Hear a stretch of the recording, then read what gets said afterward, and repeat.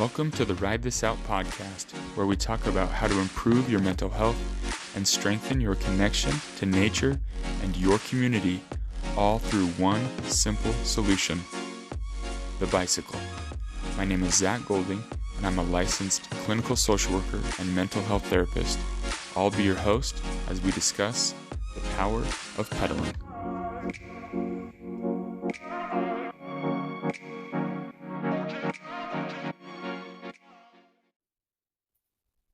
All right, welcome into this week's session. I'm super excited. We have our first international guest, Tomás Castrillón from Bogota, Colombia. Tomás reached out to me, wanted to share his story, and I was looking up his stuff. He does amazing work down in Colombia. He runs different cycling guided tours. And when you hear that, you think cycling in Colombia, that doesn't sound safe. He speaks to that. But I got thinking, during this session as he was talking, if you're wanting to visit a tropical, beautiful place, what better opportunity than to do it with experienced guides who know the terrain, who know the area, to be able to have such a wonderful and safe and amazing experience. So super grateful that he was on the show and just the wonderful life lessons that he has experienced through riding his bike as well. So again, Tomás, I appreciate it. And I know that you guys will get something out of this if you're thinking of taking a trip to where he's at. I'm going to link in the show notes to his travel company, Arriba Travel. And also, just if you think of somebody that might be thinking about traveling someplace, with their bike, send them this episode. Have them listen to the work that he's doing, and get those wheels turning, get some ideas going of possibilities of what you could do. And enjoy this week's session with Tomás.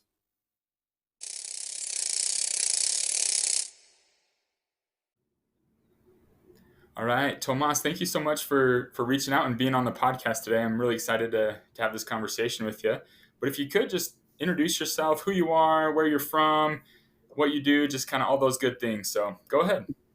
Thank you, Zach, for having me. First of all, my name is Tomás Castrillón. I'm from Bogota, Colombia. I own a company that does cycling tours in Colombia, and we tour extensively the country. And I'm super happy to be here in the podcast. Love it. I love it.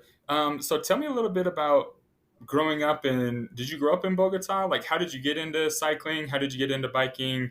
How did you get introduced to it? Yeah, just all those things. Well, yes, I grew up in Colombia, and it's been a privilege, sort of speaking. So for those who are like, let's start from like the beginning. So I'm 42, and when I was growing up, we had like all these issues about like the war and like the violence. But as a kid, I never noticed it, and actually, I got into cycling at a very young age.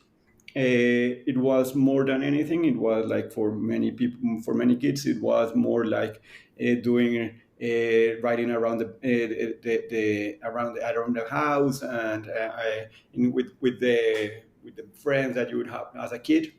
And it started just like that. And I was about 5 when the first Colombian cyclists made like a really really huge impression in the European peloton, and they also were like big stars here in Colombia. So for me, it was like I was enjoying myself so much right in my neighborhood, but at the same time, I was seeing these guys going over the mountains and fighting Grellemont, La Renfignon, like these guys, and I was like, wow, that's a super cool sport. Fast forward into my early teens, and my family is from either Bogota. Well, I live in Bogota, but my family is from Medellin and from Manizales, and we will usually drive over there. And I was always in awe with like the mountains and all these small dirt roads that you see on the side of the road, and at the same time you will start seeing the first mountain bikes here in Colombia. So for me, it was like, oh my god, this looks like so much fun.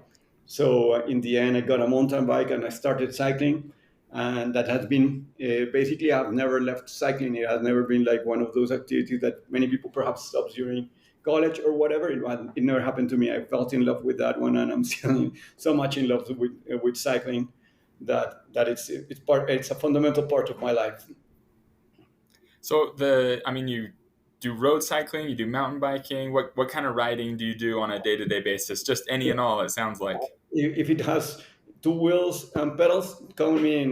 Like I can do mountain biking. I do mountain biking, enduro. I can do a little bit of cross country, gravel, road. Like in all honesty, like the thing that I just want to do the most is to get on the outdoors, be on my own, seeing a beautiful landscape. That's all I want to do. Like I don't mind too much what's the discipline that I'm going to be on. I just love the feeling of freedom that a bike brings to life, and like as a pressure reliever now that we are grown ups, like it's like that's the only thing that I'm searching for. Yeah, I relate to that 100%. And you talk about the mountains, you talk about the different areas down there. I've never been to Colombia. I'm assuming a lot of the listeners have never been to Colombia. So tell us about the terrain down there. Tell us about your cycling guide company. How did that get started? Yeah, just all those Yeah. things. Well, it's pretty interesting. Like, so let's start with the territory or let's start in general with Colombia because I've cycled in either in the States, in a few parts of Latin America, in Europe, and for me, it's still the best place to ride my bicycle. It's Colombia. Like, I absolutely love riding my bicycle here. And the thing that I like the most is that we have so many mountains. Like Bogota is just nested in the middle of the mountains. Bogota sits at 8,000 feet, so we're pretty high up, and we have like so many opportunities to ride our bikes in big mountains. So the Andes, like you can be just 1 hour away or 2 hours away from sea level, but also 1 hour away or 2 hours away from 12,000 feet. So, and of course, you can put together all that into a ride, and you have like this phenomenal ride that you have. And we only in Colombia not only have one branch of the Cordillera, but we have three. So 12 years ago or something like that, like just by chance, a few things happened that led me into okay, I can start organizing bike trips in Colombia, and that's how it started. So we started doing bike trips.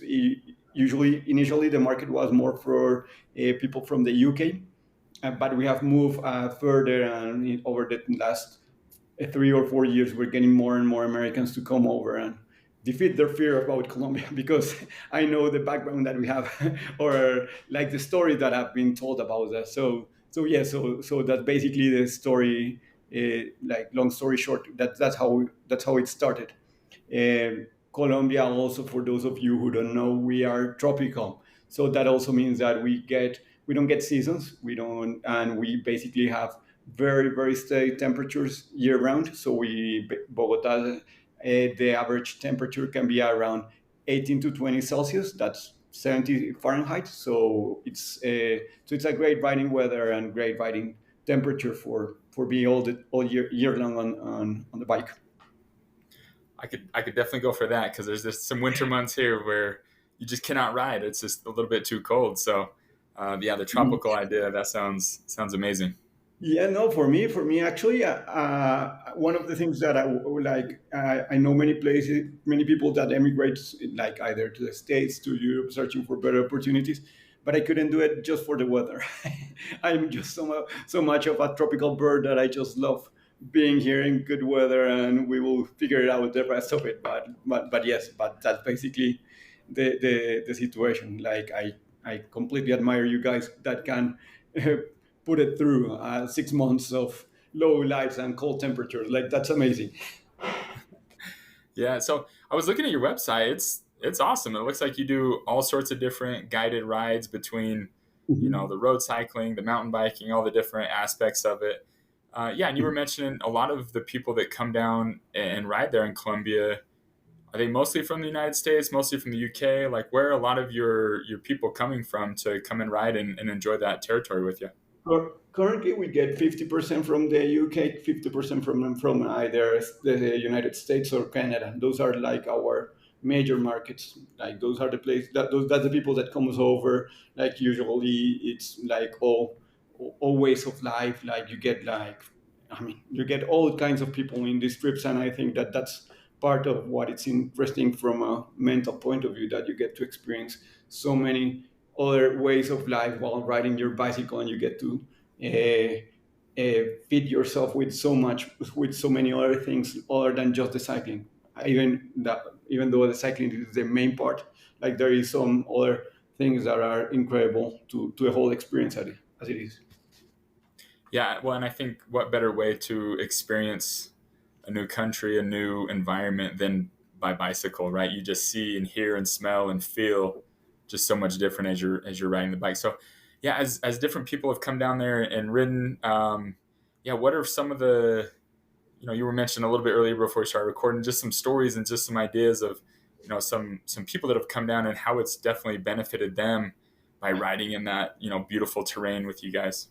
Well, I think that the first thing is that we have to take into account the terrain, right? So, what we were also talking about earlier, that I do enjoy challenges. I think that part of life is overcoming challenges, and when you have like this setup, like Colombia is, no, I don't know. Let's talk about like our flagship trip that is between Bogota and Medellin. That's it's 7 stages long, and we do one of the longest climbs in the world, Alto de Letras, that is 52 miles long of constant climbing. So when you are in that state for a full week, you give yourself you test yourself so much, and you give yourself the opportunity to test yourself in ways that perhaps with the riding that you are used to back at home you couldn't do it.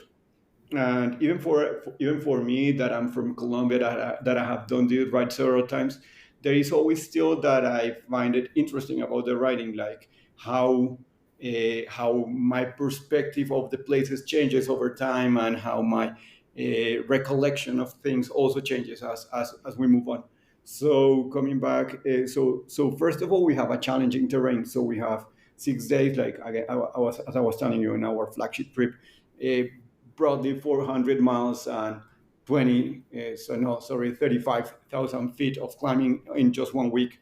For sure, that is going to test you, like your mental boundaries, like what are you capable of doing it. So when you put that into that context, that like even if you are in your best mental state, you will realize that okay, I need to still not need to work on myself.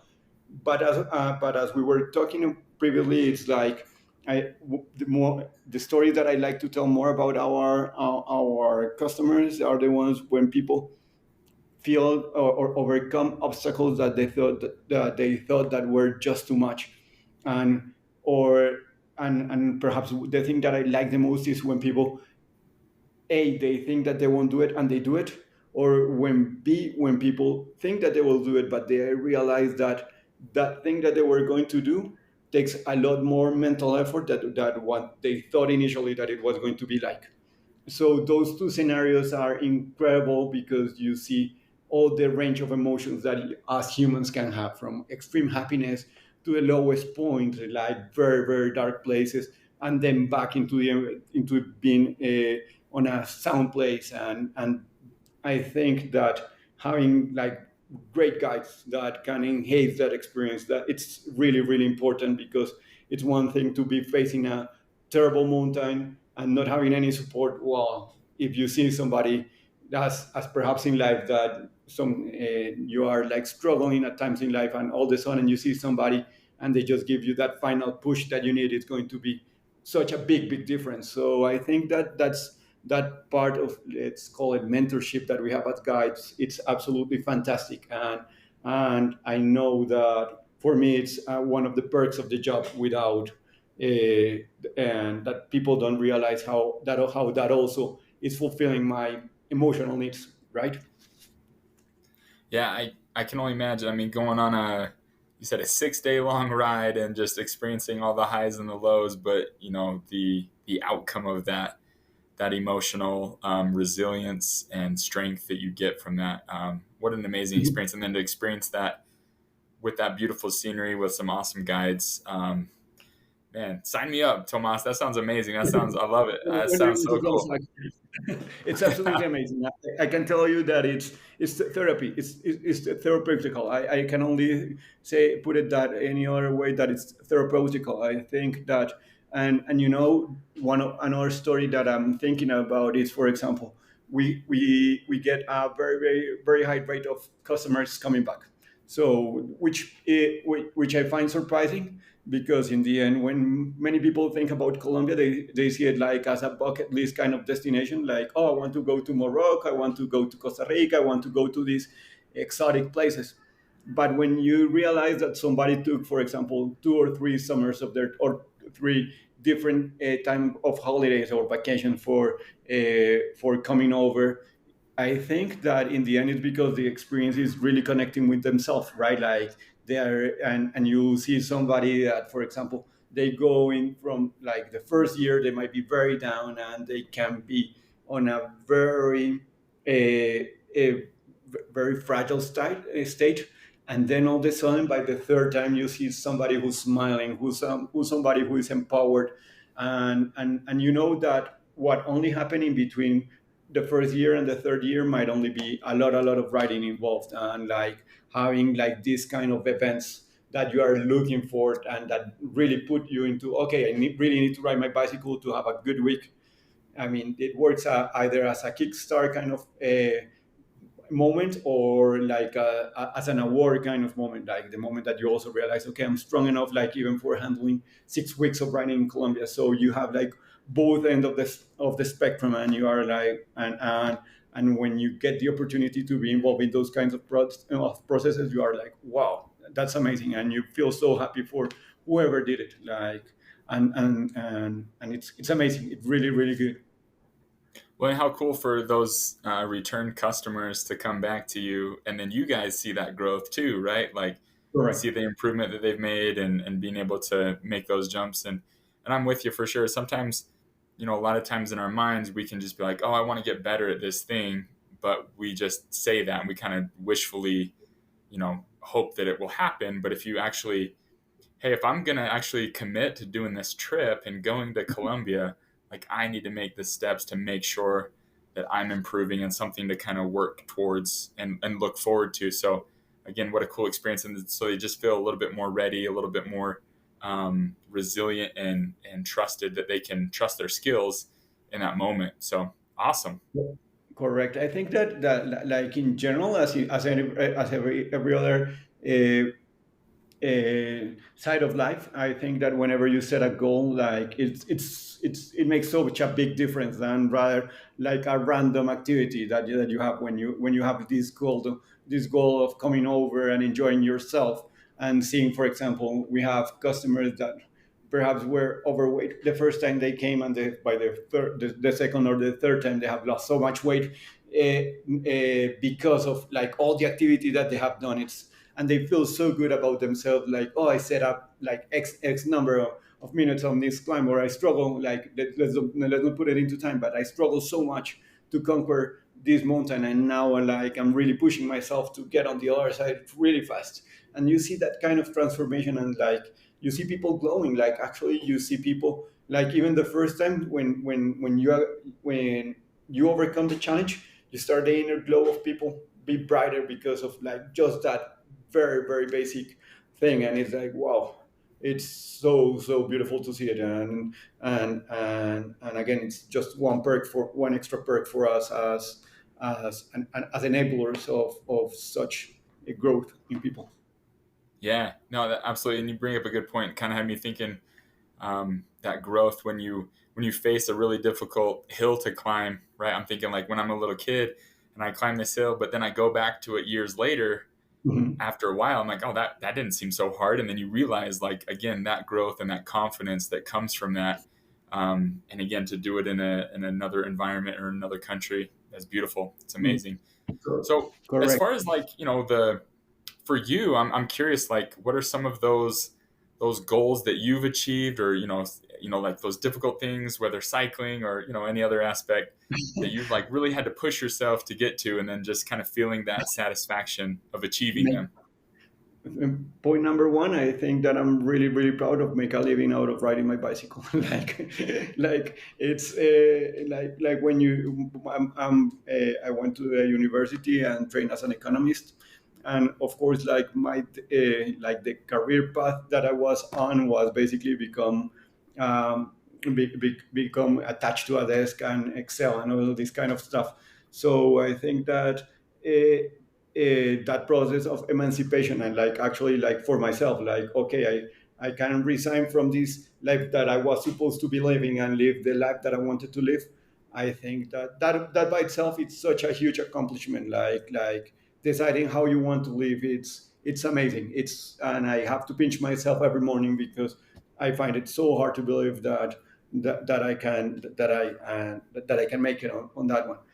Uh, Goals like once you have like uh, it's uh, it's going to sound redundant, but the thing is that once you have that part of your life sorted, like all the other places, like all the other things seem small by comparison. Like once you get like or at least for myself, I think that uh, figuring out what I wanted to do in my professional life and materializing that one, like all the other stuff that I can say, oh, I want to have a goal of a bigger company, or I want to have a goal of like yes I have those goals, but it's never like the fact that I'm just at this point I'm fulfilling my childhood dreams is like wow, I'm just thankful to life, to all the turns that I had to go through to get here. And so big goals, I mean like as every business owner you want to have a more stable business that you want, you just like this the usual stuff that somebody else as a business owner might have, but now just the fact that I'm doing what I would love to do, it's I'm more than well served with that one. It's amazing for me.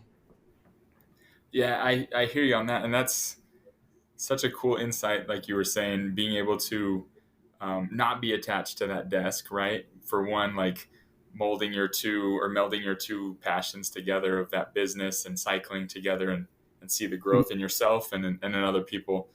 It's amazing. Correct. And so, I love to ask people, when they go for a bike ride or just that lifestyle of cycling, yeah, what does it do for your like overall wellness, your mental health? How does it improve or help you get through things? Yeah, I just was curious about that for you.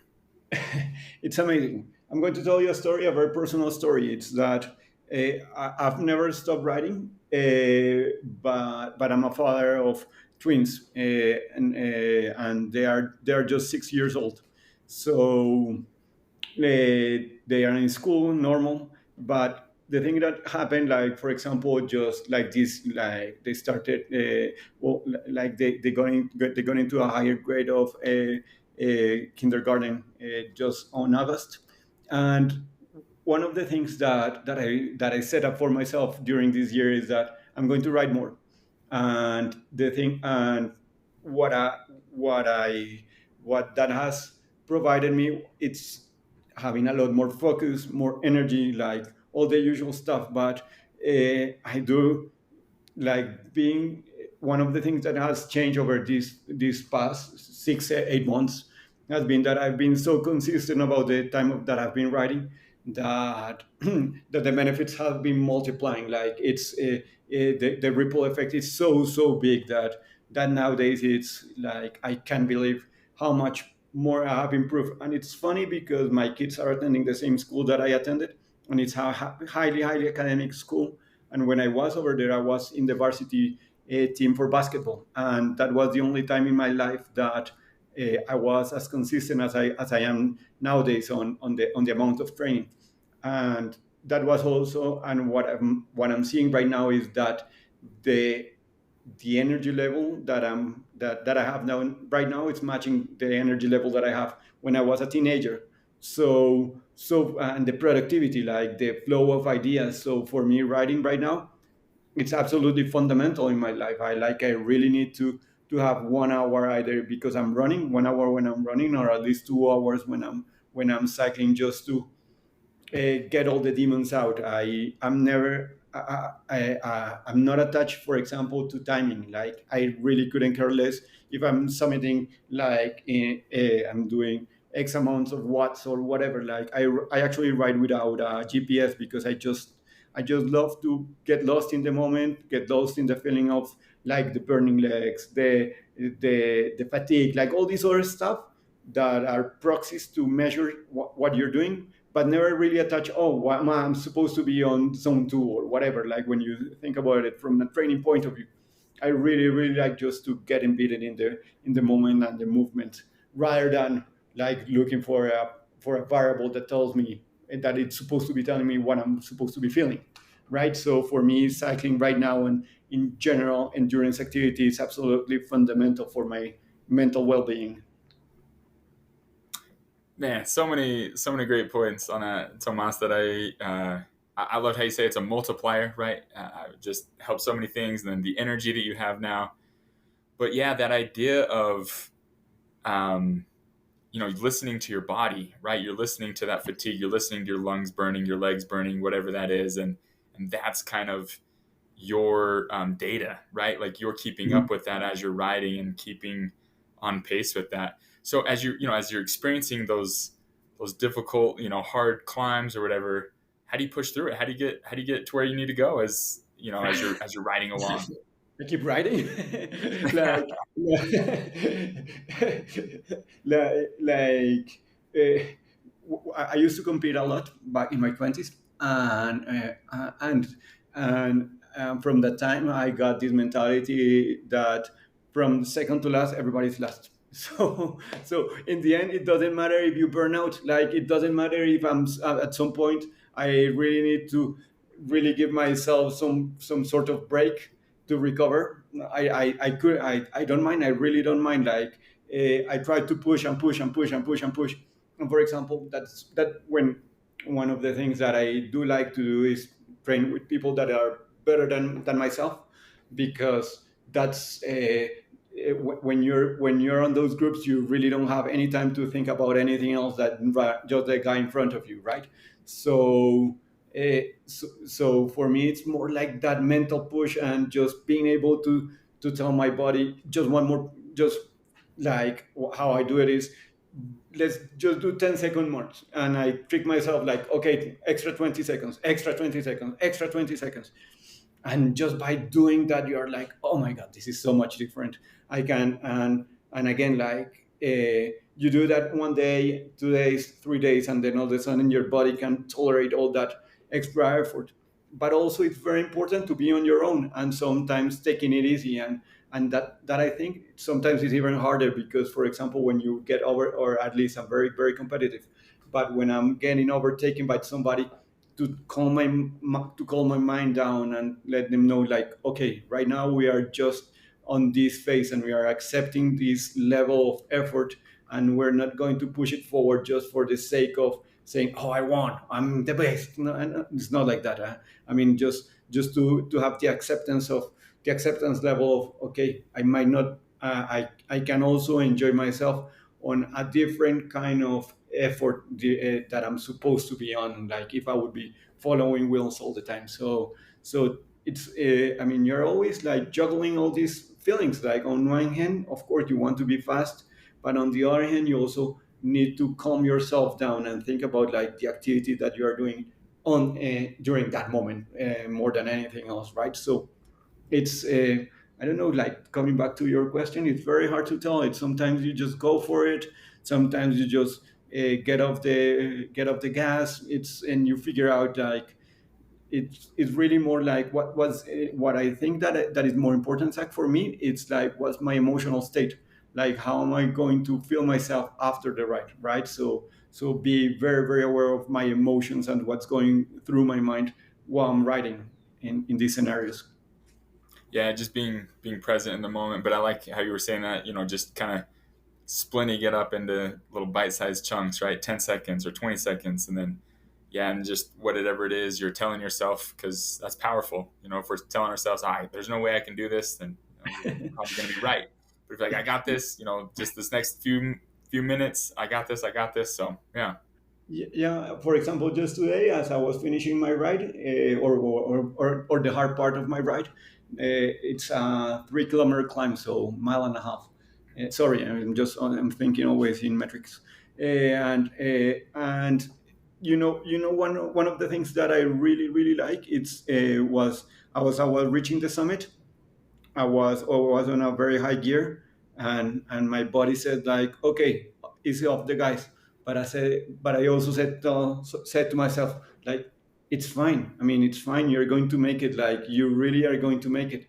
And I kept going and I kept pushing, regardless of like what my mind was also trying to tell me. So sometimes you really have to play through. Like, this make me like. I think that the tour that I enjoyed the most was perhaps 2 years ago, like on a personal level, and it was because it was a very strong rider, and and we started climbing. Like, it was very climbing intense tour, and on the first climb I got he beat me by a lot of minutes. Like, so we were, so to give customers to give customers sorry, to give the audience a little bit of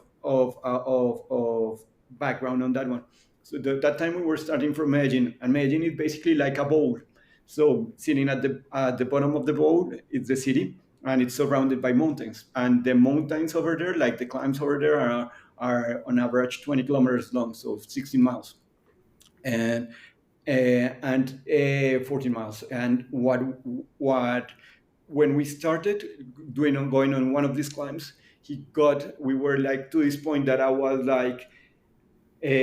going on very high cadence, and my heart by the second or third mile were like completely out of proportion. Like, it was like, okay, I can handle it.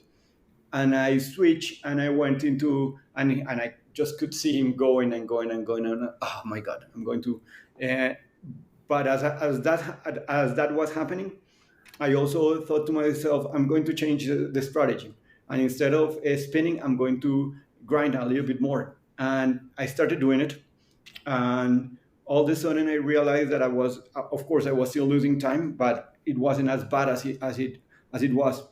So the first very important learning to myself is that you really have to grind at times in life. Uh, like, it's very important. And as days went by, I started to apply this kind of mentality over the 2 weeks that we were riding together.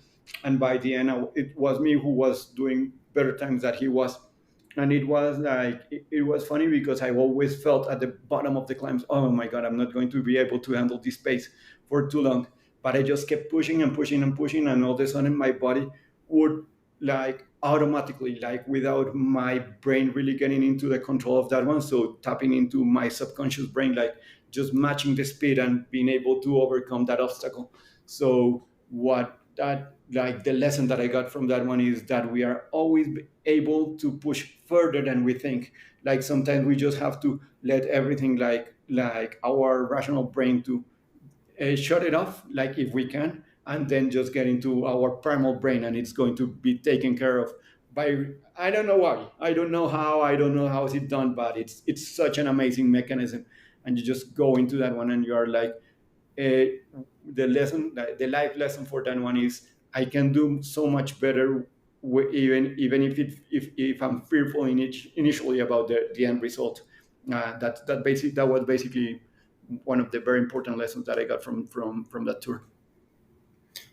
Yeah, and there's so many parallels and life lessons that we can take from a simple bike ride, right? And how So we can many. internalize that and teach us such wonderful lessons. And so it's beautiful what you're doing, down in Colombia, helping people realize that, and encouraging people to come out there. So if someone wants to get in contact with you, learn more about your cycling tour company, where can They they can, find you? How do they get in touch with you?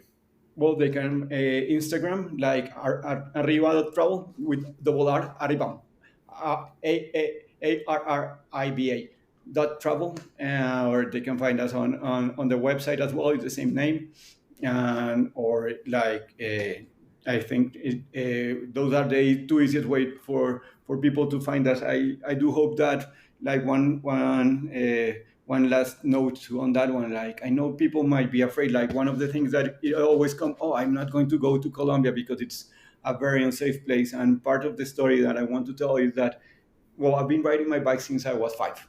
I've been riding my bike on mountain bikes. I've been doing bike trips for 30 years, let's say, out of my life.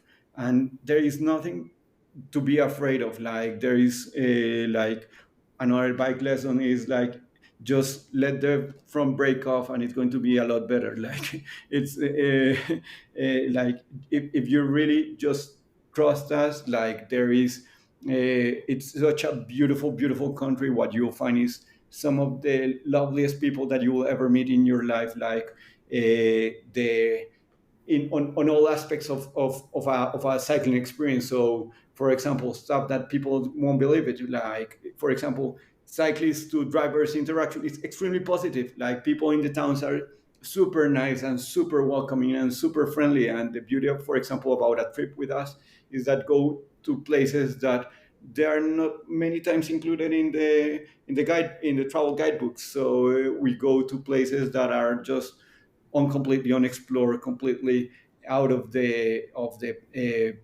tourism side. So it's beautiful and it's so much worth of like giving Colombians an opportunity to come over. So again, so if you come to our website arriba.travel, you'll find us, and it's going to be such a great experience.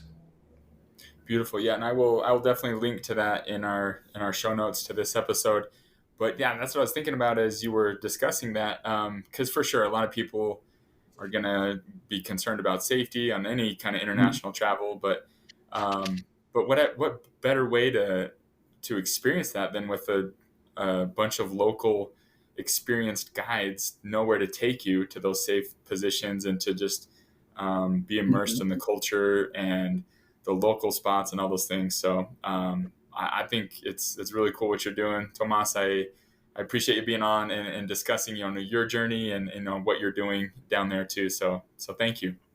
Thank you for having me, Zach. It was great to talk to you and to let to people know a little bit about what is it like riding in Colombia. Absolutely, absolutely. Well, we'll stay in touch. I'll keep following you on Instagram and maybe one day I'll get down there to Colombia too to be For able to sure, kind of go for everybody that. is super welcome. We would love to have you here and discuss all the beautiful sides of cycling and mental health. I love it. I love it. All right. Well, thanks again, Tomas, and we'll stay in touch. Okay. Great. Thank you, Zach.